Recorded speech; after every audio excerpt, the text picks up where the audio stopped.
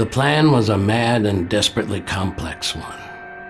Return to the day of the bombing, reach the city as it falls under siege, take over the Inky aerial defense tower, then strike the bombing squad so severely that they hadn't a hope of dropping their deadly cargo.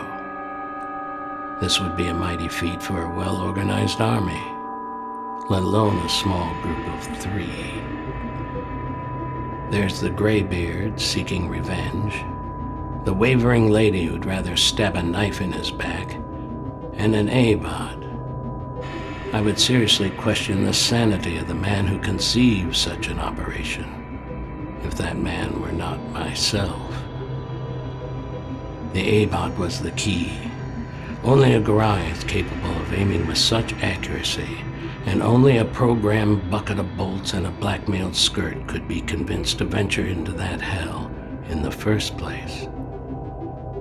I've sent them there to change the history of our entire world, all in the hope of saving one single man.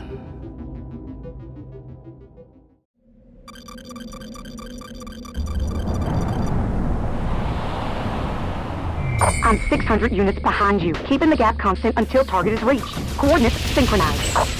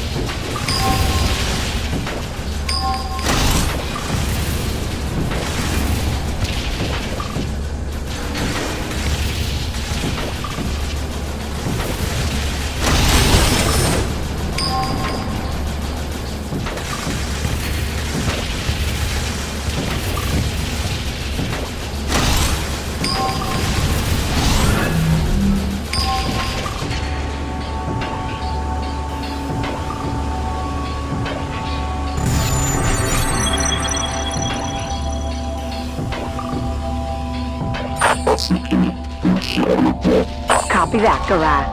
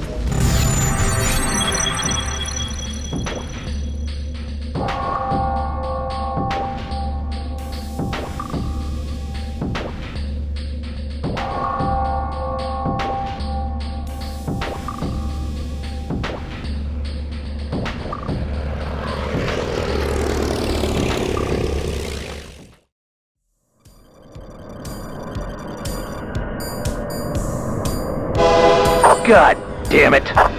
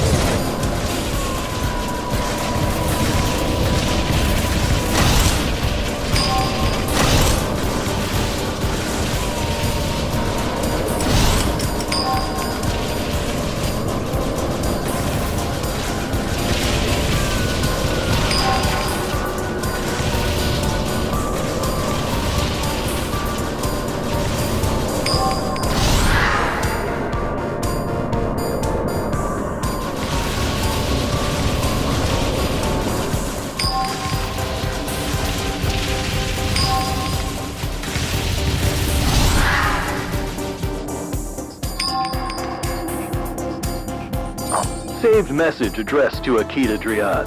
Distance to target is 350, and the diversion operation has so far been successful.